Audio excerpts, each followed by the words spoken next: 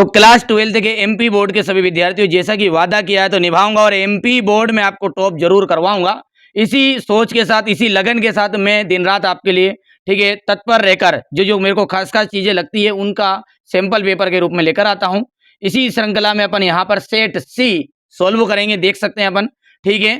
पूरे 80 नंबर का जो क्वेश्चन पेपर रहेगा ना, और 80 के 80 तो लगभग 100% चांस नहीं रहेंगे सैंपल पेपर से, इतना तो आप भी जानते हैं। लेकिन 70 प्लस नंबर जरूर आपको 100% श्योर दिलाने की कोशिश करूंगा। बाकी आप अलग से मेहनत करना, खूब मेहनत करो, अच्छे से खूब कवर करना है। समय कम है, लेकिन भाई साहब ये कहावत कही जाती है, बड़े बुजुर्ग ने कहा कि मंजिल मिले या ना मिले मुकद्दर की बात है, लेकिन अपन कोशिश ना करें गलत बात है, ठीक है। तो पहले के बाप बूढ़ा अपने को सिखाते आए हैं कि भैया मेहनत करना है, बाकी परिणाम भगवान के हाथ में। तो अपनी तरफ से कोई कमी नहीं होनी चाहिए, 100% दो, मेहनत करो, मेहनत करोगे तो सफलता अपने आप ही शोर मचाएगी। चलिए इसी श्रृंखला में अपन यहाँ पर मॉडल पेपर का सेट सी अच्छे से सोल्व करेंगे। मैं समझाने की कोशिश करूंगा आपको, बिना किसी, ठीक है, स्किप करे हुए सारी चीजों को समझने की कोशिश करना है। चलिए तो शुरू करते हैं।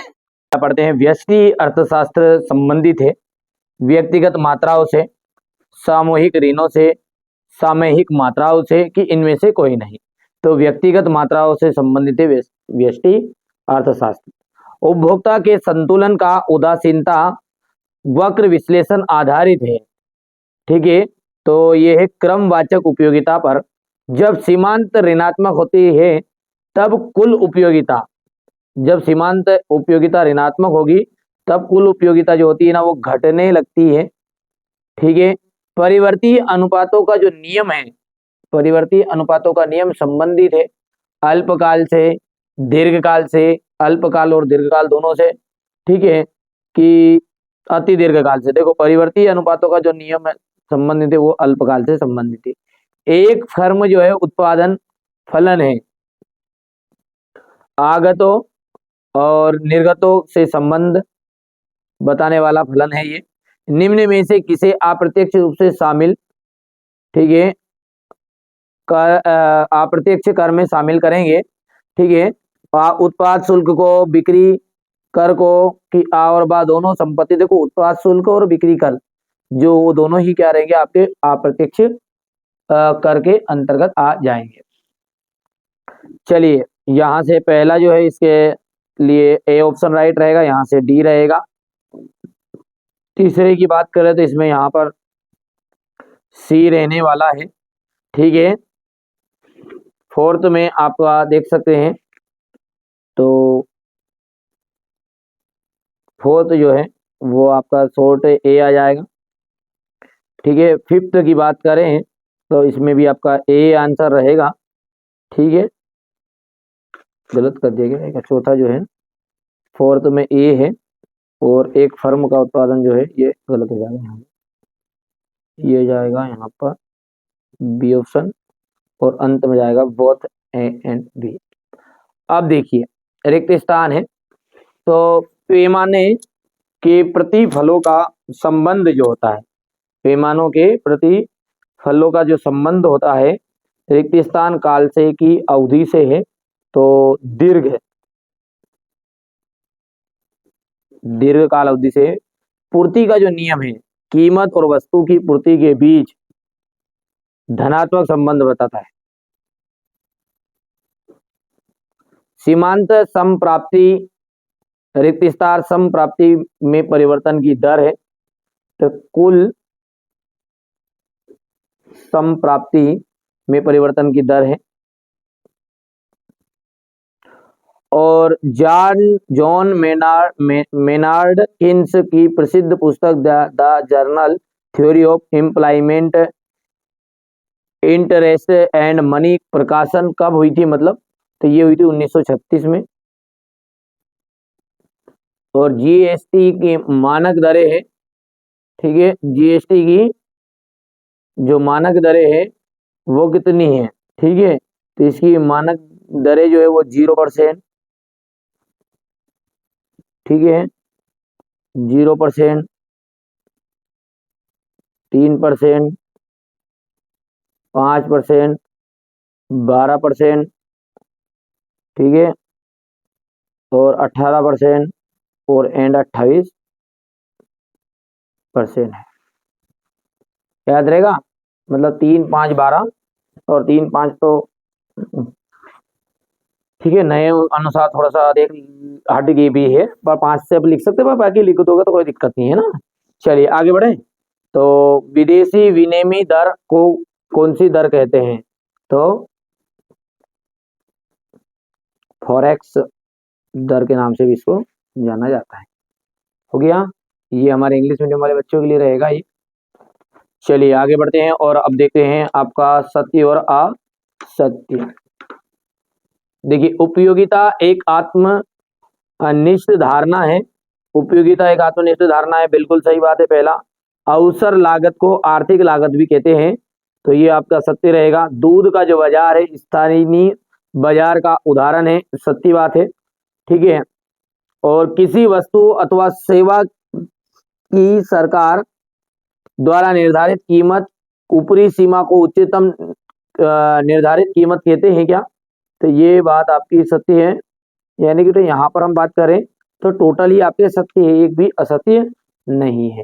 ठीक है, तो यहाँ से इस तरीके से ये सारे के सारे ट्रू हो जाएंगे आपके। पढ़ लेना है ना, ठीक है। हो गया इतना। आप क्वेश्चन नंबर 4 क्या है? जोड़ी है। ठीक है, देखो बेटा, मेहनत करनी है, मेहनत तो करनी पड़ेगी, कम समय इसलिए थोड़ा सा जल्दी जल्दी आपको चीजें प्रोवाइड करने की कोशिश करना रहा हूँ, क्योंकि बेटा देखो, मुझे फिजिक्स के लिए भी एक वीडियो शूट करना है हमारे बच्चों के लिए, बाकी तुम्हारे लिए भी मेहनत कर रहे हैं, ऐसा कोई दिक्कत नहीं है। सब कुछ है, मैं देखो सारे बच्चे मेरे सारे वाले बच्चे हैं, सभी चीज़ों को प्रोवाइड कराने की कोशिश करूंगा। तो यहाँ से आप जोड़ी की हम बात करें, तो मोटे अनाज की हम बात करें, तो मोटे जो अनाज है, तो यहाँ पर आपको इसका मिलान करना है गिफिन वस्तु से। पेन और स्याही हो जाएगी आपकी पूरक वस्तु। मैक्रो शब्द जो है ग्रीक भाषा से लिया गया है। बचत, बचत की बात करें अपन, तो बचत का आप हो जाएगा रिसाव। ठीक है, तो यहाँ पर आ गया फोर्थ। ग्राहकों द्वारा से जमा स्वीकार करना। ठीक है, ग्राहकों से जमा स्वीकार करना का काम कौन करती है? व्यापारिक बैंक करती है। और सीमांत, सीमांत उपयोग प्रवृत्ति, सीमांत उपयोग प्रवृत्ति का जाएगा यहाँ पर कौन सा छठा जो है? और प्रभावपूर्ण मांग का आपका रहने वाला है C+L। हो गया, चलिए आगे बढ़े। यहाँ से ये थर्ड है, ये फोर्थ है, ये 6, यहाँ से 5, 7, 2 और 1 हो जाएगा। जल्दी बोलो, जल्दी बोलो। ठीक है, अब है आपका एक वाक्य में उत्तर। देखो, विलासिता की वस्तुओं की मांग की लोच कैसी होती है? तो अत्यधिक लोचदार होती है, अत्यधिक लोचदार होती है, लोच। टंकी में रखा पानी किसका एक उदाहरण है? टंकी में रखा पानी एक स्टॉक का उदाहरण है, स्टॉक, स्टॉक कर लो। भारत में बैंकों का बैंक कौन है? लो, ठीक है, केंद्रीय बैंक, रिजर्व बैंक बोलते हैं इसको, RBI। ठीक है, तो यहाँ पर RBI लिख दो, शॉर्टकट नाम, समझाओगे आप पूरी। तरल कोषानुपात बढ़ाने पर से मुद्रा की जो पूर्ति है उस पर क्या प्रभाव पड़ेगा? मतलब तरल कोषानुपात बढ़ाएंगे तो मुद्रा की पूर्ति पर क्या प्रभाव पड़ेगा? तो वो घटेगी भैया, और क्या होगा? प्रत्याशित निवेश किसे कहते हैं? ठीक है, योजनागत निवेश का मूल्य,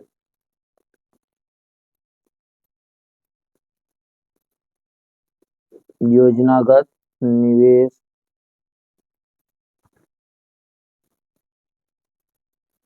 का मूल्य, मूल्य प्रत्याशित निवेश कहलाता है। ठीक है, लिखो अभी, बस अभी लिखने के बाद बजट के, ठीक है, बजट के 2 संघटक अवयव बताइए। तो एक तो है राजस्व बजट, फिर लिख दूं यहाँ पर राजस्व बजट, प्राप्तियां,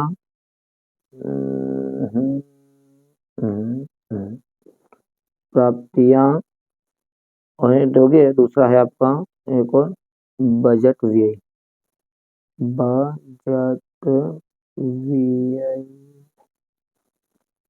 और चालू खाता किसे कहते हैं? ठीक है, तो वस्तुओं और सेवाओं के व्यापार के अंतर्गत करने वाले विवरण को क्या कहते हैं? चालू खाता कहते हैं। ठीक है भैया, तो ये आप लिख सकते हैं चालू खाता की परिभाषा। तो ये यहाँ से हमारे इंग्लिश मीडियम वाले बच्चों के लिए रहेगा, तो इसको थोड़ा सा अपन छोटा कर देते हैं। अब देखिए, व्यष्टि अर्थशास्त्र किसे कहते हैं? अर्थशास्त्र से क्या से है, इसका प्रकार बताना है। मांग की कीमत लोज का अर्थ बताना है, मांग की कीमत लोज का अर्थ भी स्पष्ट कीजिए। ठीक है, आदस्य हाथ किसे कहते हैं?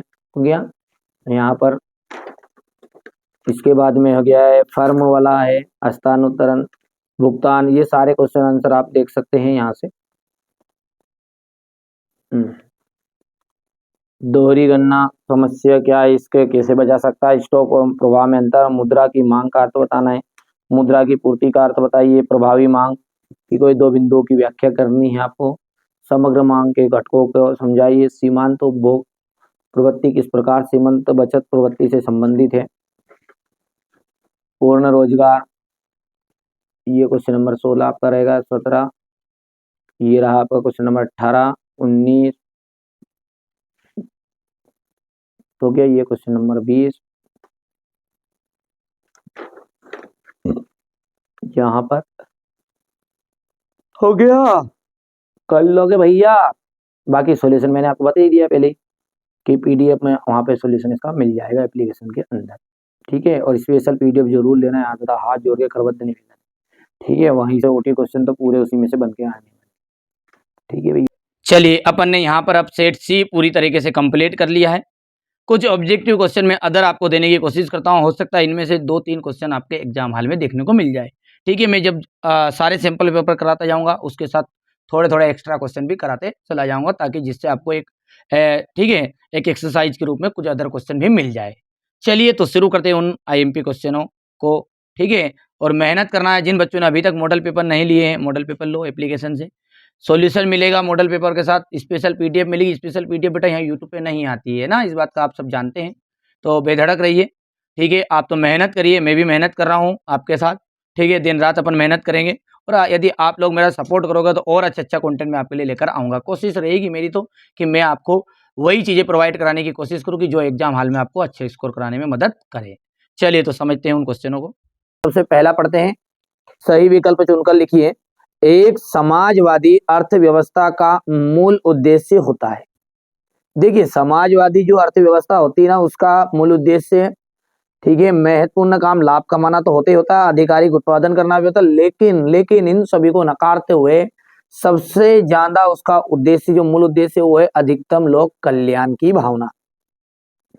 ठीक है, उपयोगिता का संबंध होता है, तो उपयोगिता का जो संबंध है वो होता है मानव की आवश्यकताओं की पूर्ति से। कुल उपयोगिता जब स्थिर होती है तब सीमांत उपयोगिता होती है, शून्य होती है ना।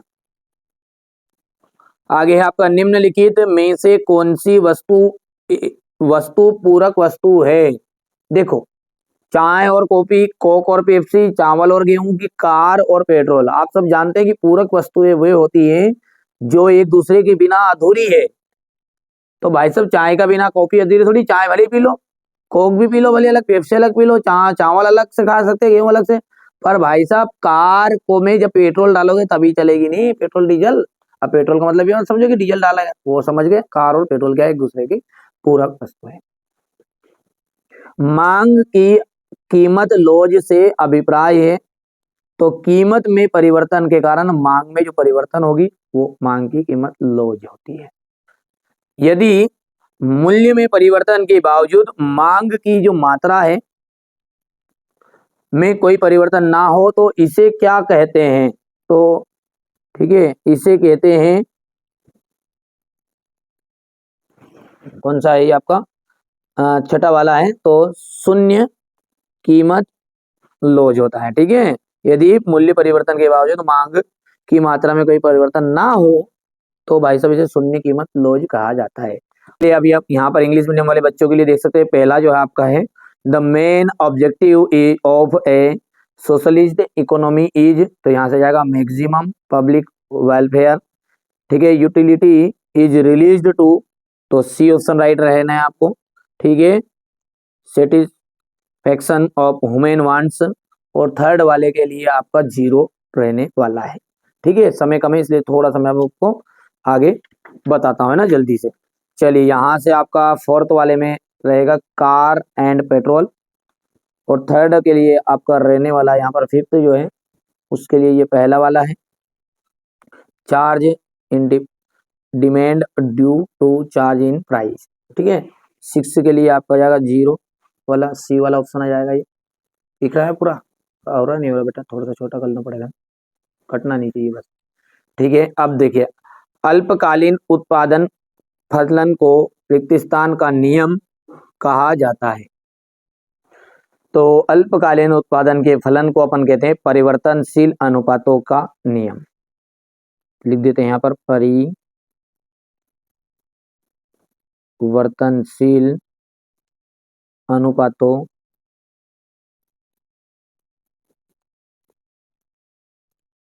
बस, और आगे तो लिखिए अल्पकालीन उत्पादन फलन को और परिवर्तनशील अनुपातों का नियम कहा जाता है। पैमाने के प्रतिफल का संबंध दीर्घकालीन अवधि से होता है, इसका जाएगा दीर्घकालीन अवधि।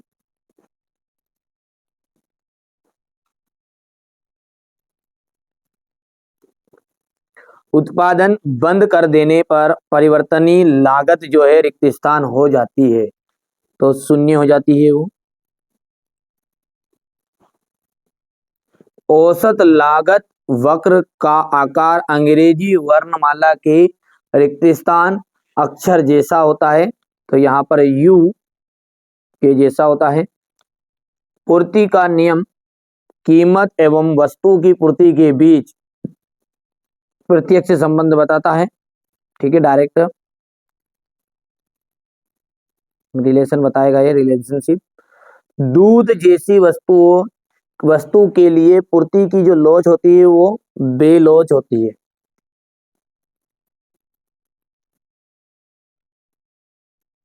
हो गया, चलिए आगे बढ़ते हैं। यहाँ से हमारे इंग्लिश मीडियम वाले बच्चों के लिए है ये,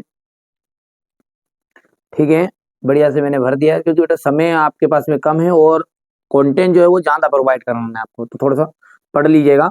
यदि यहाँ पर ये देखो, एक मैंने आपके लिए इकोनॉमिक्स के लिए वैसे भी पहले भी बहुत सारे वीडियो में बता भी दिया है, समझा भी दिया आपको, क्योंकि मैंने 2 तरह से आपको जो ये पीडीएफ है ये प्रोवाइड करवा सकते हैं। ये भी पीडीएफ भी मिल जाएगी आपको, मॉडल पेपर जो दे रहा हूँ वो मॉडल पेपर मिल जाएगा, सॉल्यूशन मिल जाएगा। पूरे 12th का जो है पेड कोर्स आप करोगे तो 250 रुपये में आपका पूरा काम होने वाला है। उसमें कोई सी सब्जेक्ट आपके पास, कॉमर्स वाले बच्चे हैं तो कॉमर्स वाले में जुड़ जाएंगे, आर्ट वाले बच्चे हैं क्योंकि इकोनॉमिक्स से जो आर्ट वाले बच्चे भी लेते हैं और कॉमर्स वाले, जिन जिन बच्चों के पास जो जो सब्जेक्ट है A to Z पूरी चीज़ें मिलेगी, घबराने की कोई ज़रूरत नहीं है। पीडीएफ मिलेगा। ये पहली चीज़, आप मॉडल पेपर भी ले सकते हैं, ठीक है।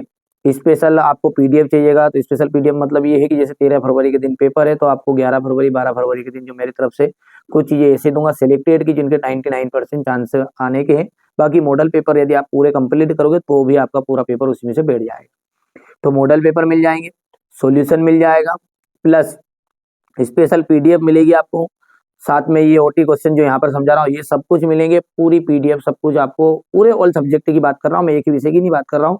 250 से लगा के 300 ऑफर के तहत रहता है, कभी 250 जाता कभी 300 जाता, देख लीजिएगा आप एक बार, है ना। एप्लीकेशन की लिंक मिल जाएगी, एनसीईआरटी कोचिंग है, आपका खुद का अपना ऐप है, आप लोग सहयोग करोगे तो आगे बढ़ेंगे, नहीं तो भैया ठीक है कबाड़ा बिल्कुल बंधन कर के आना बंद हो जाएंगे बेटा, है ना। तो मेरी तरफ से तो मैं मेहनत कर रहा हूँ, मेरी तरफ से 100% देने की कोशिश करूंगा कि हमारे बच्चे अच्छे परसेंटेज बना पाए। असली के लफड़े में मत पड़ना, कहीं पे भी नहीं मिलने वाला है। भटक भुटक लो, पहला पेपर लगे तो लगे कि हाँ असली आ जाएगा ये आ जाएगा, तो भटक लो पहला पेपर तो फिर उसके बाद में मेरे पास आ जाना, मैं मॉडल पेपर पूरे प्रोवाइड करा दूंगा, सॉल्यूशन दे दूंगा, नोट्स दे दूंगा, सब कुछ दे दूंगा, घबराने की जरूरत नहीं। और 99% चांस है, ठीक है, कोई अपन भी राजा हरिश्चंद्र नहीं है, कई चीज वायरल आएगी ना तो उसको भी आपको पीडीएफ के अंतर्गत बताऊंगा। मैंने ये नहीं कहा कि असली दूंगा नकली दूंगा, बेटा कोई चीज आ रही है मेरे को लग रहा है कि नहीं ये क्वेश्चन दे दूं बच्चों को तो देने में क्या जा रहा है मेरा, ठीक है। मैंने ये नहीं कहा कि लीक कर रहा हूँ क्या कर रहा हूँ, आपको हाथ जोड़ के विनम्र निवेदन है वो बच्चे मेरे साथ मत जुड़ना जिनको असली के लफड़े में पढ़ना है, वो बच्चे जुड़ो जिनको वास्तव में परसेंटेज बनाना और कम समय में अधिक, क्योंकि सिलेक्टेड चीज दूंगा, पूरा सिलेबस तो देने पे तो पूरा सिलेबस दे दें अपन क्या जाए अपना, पर सिलेक्टेड चीज आपको प्रोवाइड करवाऊंगा, है ना। तो जरूर कर लेना। और एक स्पेशल पीडीएफ भी आप लेना चाहते हैं अलग से तो 20 से 30 रुपए में 2 तरह से पीडीएफ मिल जाएगी आपको, है ना। ये तो पूरे मॉडल पेपर लोगे तो स्पेशल पीडीएफ भी मिल जाए, सब मिल जाएगा, वो तो सब जानकारी में मिल जाएगी आपको जैसे आप वहां पे देखोगे तो ना। चलिए सत्य सत्य की बात करते हैं अब अगला। जिस कीमत पर मांग तथा पूर्ति बराबर होते हैं उसे संतुलित कीमत कहते हैं क्या? तो ये बात बिल्कुल आपकी राइट है, ट्रू रहेगी। बाजार कीमत उतार चढ़ाव वाली प्रक्रिया है, तो बाजार कीमत या उतार चढ़ाव वाली प्रक्रिया, ये बात भी आपकी बिल्कुल राइट रहने वाली है। आगे बढ़े, यहां से आपका तीसरा रहेगा ये, जॉन मेनार्ड किन्स को आधुनिक अर्थशास्त्र के जनक के रूप में जाना जाता है, तो बिल्कुल सत्य बात है ये। विश्व महामंदी जो है सन 1910 में हुई थी, तो ये बात आपकी गलत बात है ये। तो विश्व महामंदी कब हुई थी आप सभी जानते भी होंगे, 1929 से 1930, ठीक है, ये दशक तक चली थी, ठीक है। चलिए, जीएनपी एक राष्ट्रीय अवधारणा है, ये बात भी सत्य बात है आपकी। अर्ध निर्मित वस्तुएं मध्यमवर्ती वस्तुएं कहलाती है, ये बात भी आपकी सत्य रहने वाली है।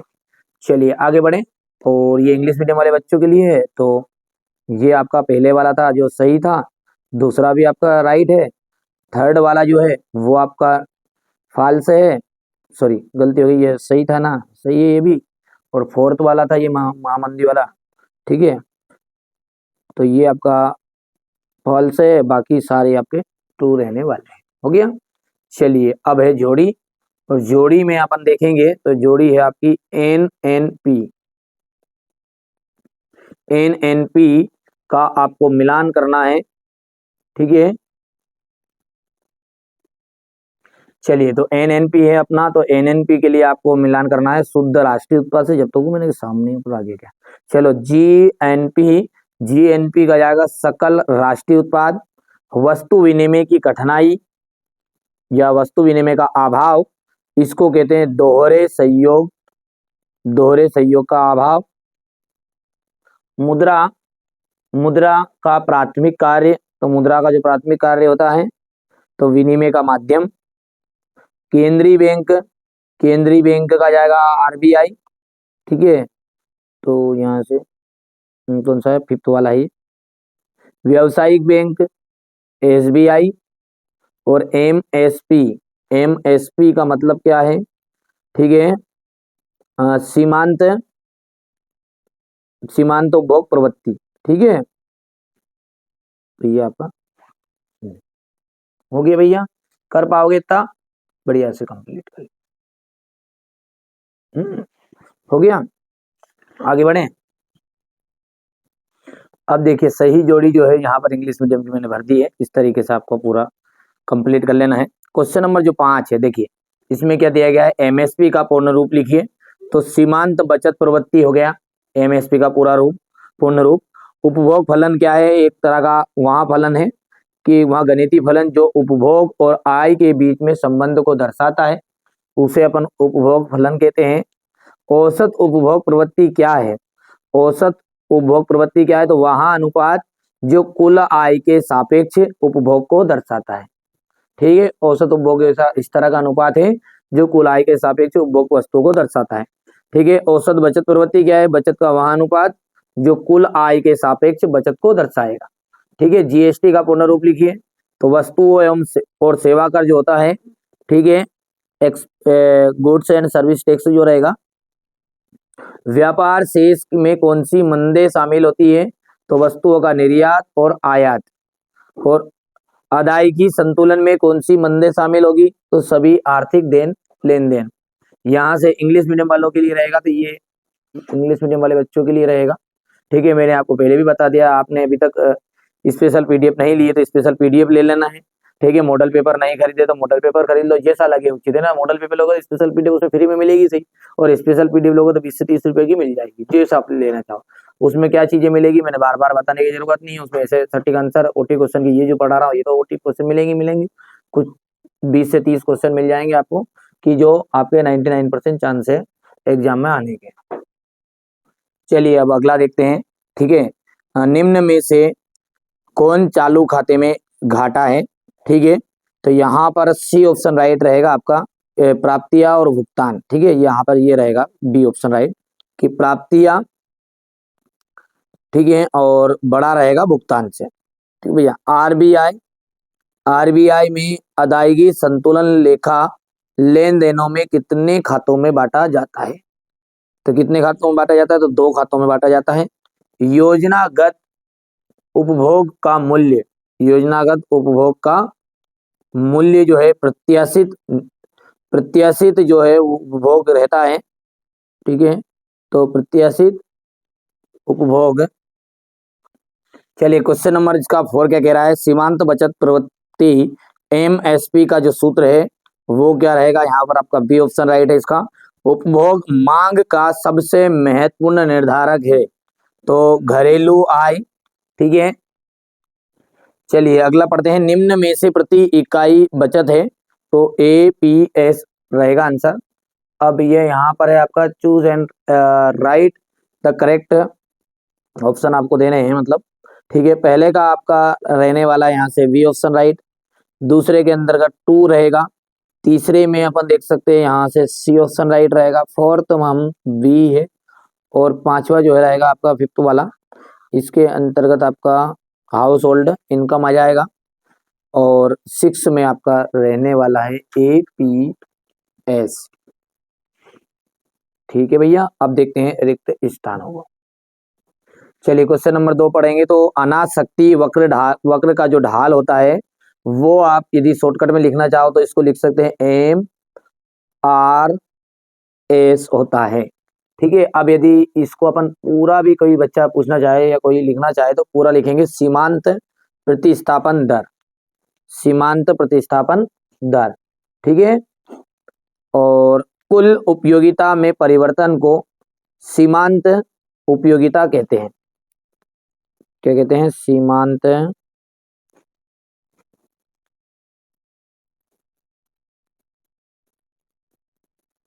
उपयोगिता कहते हैं। उत्पादन फलन आगतों एवं रिक्त स्थान में संबंध बताता है, तो निर्गतों में,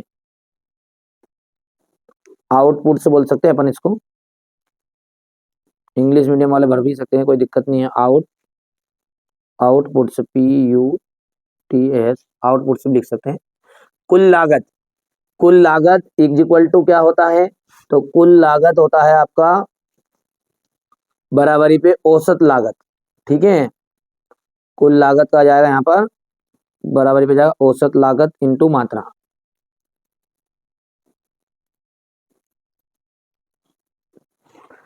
पूर्ण प्रतियोगिता में फर्म का मांग वक्र होता है। ठीक है, तो क्षैतिज बोल सकते हैं, पूर्णतः लोचदार भी कह सकते हैं। ठीक है, तो क्या लिख देंगे अपन इसमें? पूर्णतः लोचदार लिख दूं, चलेगा? ठीक है, पूर्णतः लोचदार हो गया। यहां से जो आपका सूत्र है ये निम्न समीकरणों में पूर्ति की लोच है। ठीक है, पूर्ति की जो लोच है वो कितनी है? तो यहां से क्या आंसर इसका? लोचदार है, लोचदार है।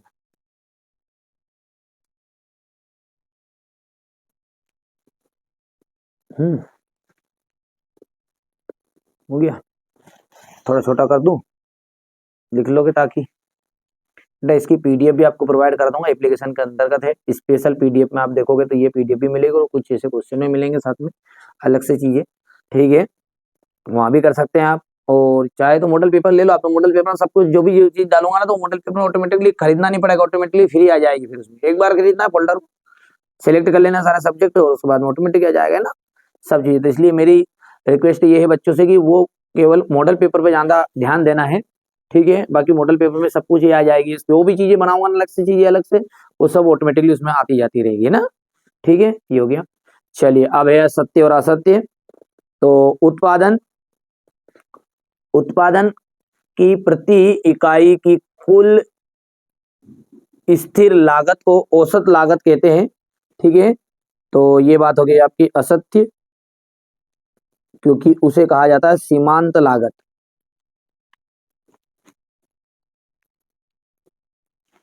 जब सीमांत लागत शून्य होती है, ठीक है, तब कुल लागत न्यूनतम होगी, ठीक है, असत्य है।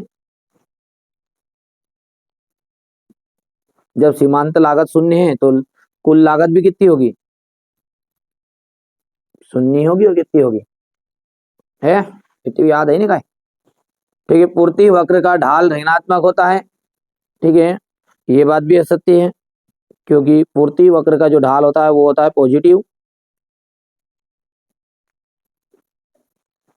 मांग वक्र के बाई और शिफ्ट होने पर वस्तु की जो कीमत होती है वो कीमत कम हो जाती है क्या, तो ये बात बिल्कुल आबाई सत्य है इतनी देर में। ठीक है। सरकार द्वारा किसी वस्तु या सेवा की अधिकतम या उच्चतम बोल सकते हैं, अधिकतम उच्चतम निर्धारित कीमत को कीमत तल कहा जाता है, ठीक है। तो ये बात होगी आपकी असत्य, उसे कहते हैं अपनी मूल्य सीमा, ठीक है, असत्य हो गई है। इसको क्या कहेंगे, मूल्य सीमा, यानी कि प्राइस सेलिंग कहते हैं, प्राइस सेलिंग कहा जाता है इसे। और न्यूनतम को कहते हैं बेटा, न्यूनतम को कहते हैं कीमत तल, ठीक है। न्यूनतम को क्या कहते हैं, प्राइस फ्लोवर, ठीक है, याद रख लो। कुछ वर्ड ऐसे जो इंग्लिश मीडियम के ही रहते हैं, बाकी आप लिख सकते हो, कोई दिक्कत नहीं। श्रम का जो सीमांत है, श्रम का जो सीमांत है, राजस्व उत्पाद बराबरी पे सीमांत लागत इनटू श्रम का सीमांत उत्पाद है, तो बिल्कुल सत्य बात है ये। हो गया, चलिए हो गया था। आगे बढ़ते हैं और अपना यहाँ से देखते हैं इंग्लिश मीडियम वाले बच्चों के लिए। तो ये पहला जो है आपका, ये आपका फॉल्स है, दूसरा फॉल्स है, तीसरा आपका फॉल्स रहेगा, ठीक है, ठीक है। तीसरे के बाद में आपका फोर्थ वाला ट्रू है, फिफ्थ वाला आपका फॉल्स है, और सिक्स वाला आपका ट्रू रहने वाला है। हो गया इतना। चलिए चलिए आगे बढ़ते हैं और अपना क्वेश्चन नंबर 4 कह रहा है कि सकल घरेलू उत्पाद, सकल घरेलू जो उत्पाद है इसका आपको डी से मिलान करना है। ये हो गया आपका पहला। सकल राष्ट्रीय उत्पाद, तो ये जाएगा इसका एनडीपी प्लस मूल्यह्रास, दूसरा जाएगा इसका, ठीक है, मतलब दूसरे का तो सामने ही है। सकल घरेलू उत्पाद, सकल घरेलू उत्पाद का जाएगा जीडीपी माइनस मूल्यह्रास। निवेश का जाएगा यहाँ से ये फोर्थ के लिए। अमूल्यवन का आपको एफ से मिलान करना है, ये फिफ्थ हो गया। मूल्य मुद्रा के मूल्य में कमी।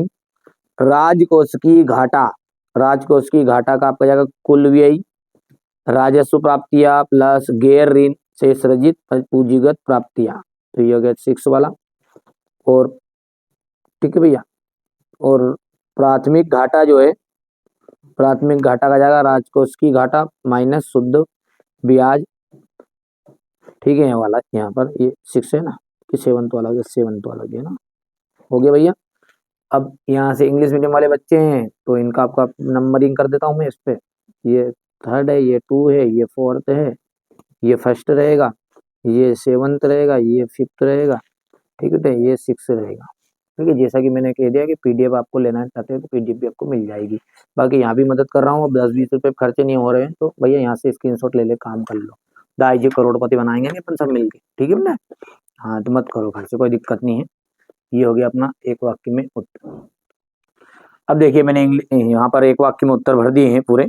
तो सर्वप्रथम माइक्रो शब्द का प्रयोग करने वाले अर्थशास्त्री कौन थे, तो रागनार फ्रीज थे, ठीक है। अवसर लागत का अन्य नाम क्या है, विकल्प लागत कह सकते हैं इसको आप, ठीक है। चाय एवं कॉफी किस प्रकार की वस्तुएं होती है, तो ये सब्स्टिट्यूट गुड्स होती है, स्थानापन्न वस्तुएं होती है। कुल उपयोगिता जब स्थिर होती है तब सीमांत उपयोगिता होगी तो शून्य होगी। विनिमय दर का निर्धारण मुद्रा का कौन सा कार्य गौण कार्य है। बैंक दर में परिवर्तन कौन कर सकता है, तो केंद्रीय बैंक कर सकता है, यानी कि सेंट्रल बैंक कर सकता है। राजस्व घाटे का जो सूत्र है वो है राजस्व घाटा बराबरी पे राजस्व व्यय, माइनस है ये आपका ऋण करना है इसको, और राजस्व प्राप्तियां। इसी तरीके से नीचे हमारे इंग्लिश मीडियम वाले बच्चों का है ये, हो गया इतना। अब चलिए, तो यहाँ पर मैंने कुछ आपके लिए ऑब्जेक्टिव क्वेश्चन दिए हैं, रिक्त स्थान दिया, सत्य सत्य जितने मेरे से बने हैं। बाकी अगले वीडियो में और ज़्यादा कवर करने की कोशिश करूँगा, क्योंकि समय कम है, ठीक है, और समय की पाबंदी के कारण कुछ चीज़ें मैं आपको वहाँ पर एप्लीकेशन के अंदर प्रोवाइड करा रहा हूँ। चलिए, तो पहली बार आप चैनल पर है, सब्सक्राइब जरूर कर लीजिएगा, नोटिफिकेशन ऑन जरूर करके रखिए, ताकि आने वाले सभी वीडियो आप तक मिल सके। और कई बार क्या नोटिफिकेशन नहीं आती है, क्योंकि 3 तो नोटिफिकेशन आ जाए, एक आधी तो 10वीं वाले खा जाए, एक आधी 11वीं वाले, और एक आधा कहीं 12वीं का फिजिक्स वाले खा गए, तो अर्थशास्त्र वाले देखे देखे रह जाएगा। ठीक है भैया, तो आप है ना नोटिफिकेशन ऑन भी करना है और देखते रहना है, प्ले लिस्ट को चेकआउट करते रहना है। चलिए, तो मिलते हैं अगले वीडियो में।